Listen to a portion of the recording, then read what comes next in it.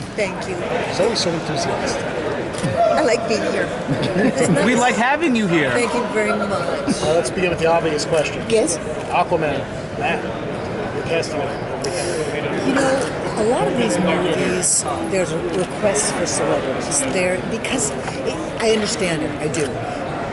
They're known properties, you know, so I don't have to call up an agent and say, you know, we'd like to use X actor. There's this guy named Bruce Wayne who becomes Batman after his parent. You know, they all know the properties. So celebrities tend to say yes often to these kinds of projects. As we were discussing casting specifically for Aquaman, we all talked about Matt, because I've known Matt before. And I said, he's the right guy for the role. And we fought for him and said, he doesn't have to be a celebrity. It should be the right actor for the role. And Matt does a beautiful job. And I'm glad I won that battle, and I'm glad I went to bat for it, because oftentimes they just go, we don't care, it's a great, wonderful role, it's big, you know, Aquaman, and let's get a celebrity. It's like, no, that's just casting celebrities for celebrity's sake. That's not good casting. That's just gratuitous casting.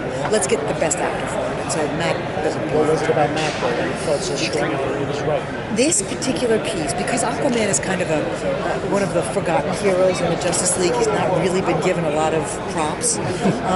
They wrote the role so wonderfully, where when we first meet him, he is bitter and always ready to brawl, and he's had these weird things where he keeps seeing this woman under the ocean through his career, you know, through his swimming, and he just sees this as he grows up and he gets older, and he knows something is different about him. And then, and he's got all this energy, he doesn't know what to do, so he brawls, he fights, he gets in bar fights a lot. And then we get to meet the much more sensitive side of him when he does find out what his roots are, and he meets Mira, and there's electricity there. And Matt's got the ability to do all that.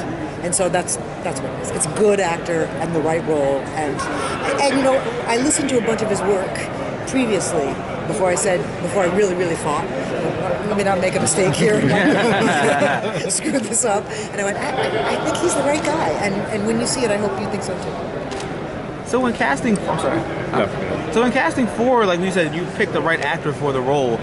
What else do you factor in for that? Does it mean like Aquaman in this movie, it's Aquaman Begins, you have to find somebody that can go through, like you said, the bitter stages and, you know, the serious stages. Like, how do you know when someone, like, how do you look for like those kind of qualities in an actor? There's first of all, if they're an on-camera actor, I probably have seen their work, so I have some idea about their on-camera work and their acting ability.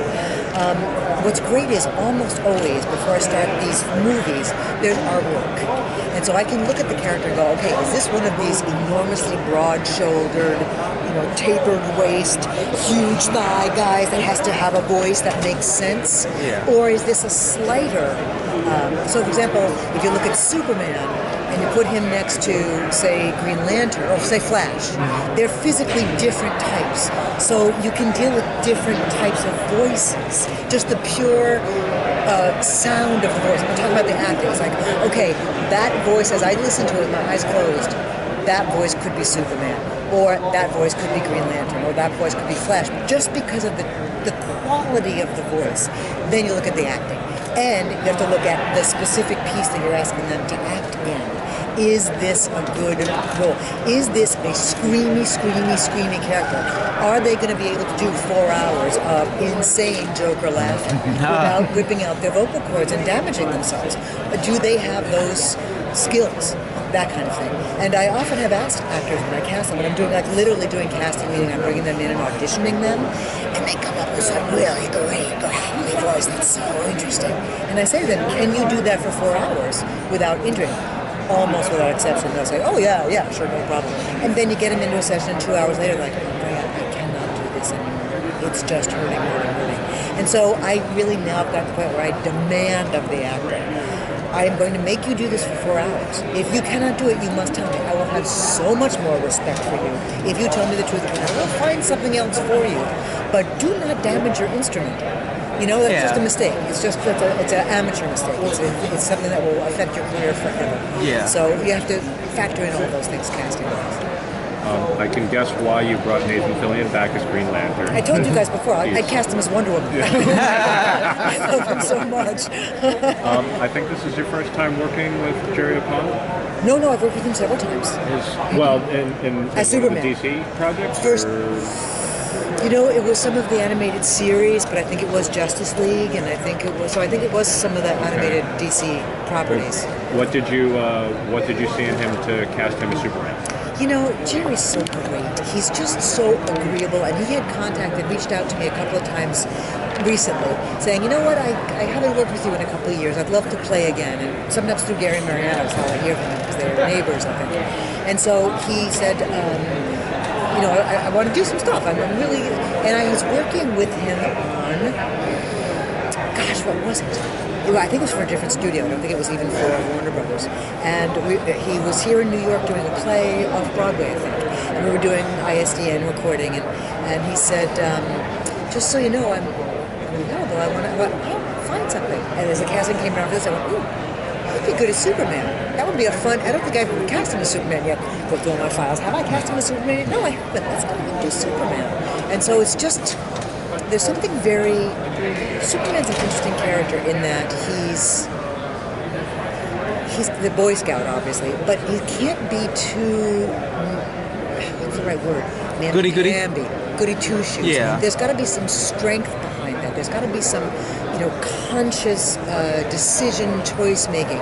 And Jerry's such a good actor that I really felt like he'd be able to bring that to it. And I think he does it in spades, truly. Yeah. Yes, ask me a question. Hold on, something from the chick. How many people did you go through before you knew that you wanted this particular actor to play Aquaman? Or did you know right away that question. You wanted? We keep a list of actors that we have gone out to before for various roles, and that list grows every single time we make another movie. And sometimes they're just not available, and sometimes they just don't care for the role, or they don't care for that script or whatever. And so we may go through in a group. A lot of us make this decision together. We may look at 75 different actors for a role. And then when it comes to the rank and file voiceover actors, they kind of leave that to me because I have so much experience with them. I'm like, I'm telling you, this is the guy. Listen to this work. Listen to this, and then it's my job to convince them that that's the right guy. But I'll tease this for you. I can't tell you in detail because I don't know how much I'm allowed to say about it. Not the very next film, but the film after that. There are 2 actors in it that I have pursued for 10 years. And they just kept saying no because they weren't available, or they didn't like the script, or they didn't like the role, or whatever. And finally I got them. They're so good. They're so wonderful. It was a joy to work with them. But I'm like a bulldog. I won't let go. I'm like, I'm going to just keep going after them, going until they finally say stop. I don't want to do this. Then I'll stop. But if they're like, I just can't make it work this time, I'll just keep going after them. My question was that since we knew Aquaman was showing up by the teaser at the end of the war, right. Had you already finalized that you wanted that at that time? No. Or was it still, No. you were still going to No. And first of all, thank you for watching all the way through the credits to see that teaser. I've wondered about how many I people was at might the have shut painting it off. center, so Oh, cool. it was awesome. Excellent. And we had not yet decided because I hadn't seen the script yet. Okay. I didn't know what was going to be required of Aquaman. So I didn't know what kind of actor I needed, what vocal type I needed. I didn't know what he was going to look like physically. So we had not decided yet. When you see, Gary just gave me the high sign. when you see the live action actors and the voice actors, do you look for the qualities, like say Henry Cavill Superman or like Jason Momoa's Aquaman? Do you look at what they bring or what they have to your voice acting when you pick an actor to voice the character? I'm not sure I understand that question. Okay, like Are you asking about physically? no, like for the voice wise. Do you look at the live action performances for certain characters when you pick the voices? Absolutely, because I want to hear what the quality of the voice is. What is that voice? So I close my eyes and I listen and I go, what does that sound like? That sounds like a big beefy guy. That sounds like a very thin Weasley guy. There are actors that, like Steve Buscemi, his voice has that Weasley character to it. So I wouldn't cast him as Superman. Yeah. It's like too bad. He's a great actor. I don't think that would be good casting. He's taking me away. Bye, you guys. I got a clock. It's got a watch. Bill Barassa?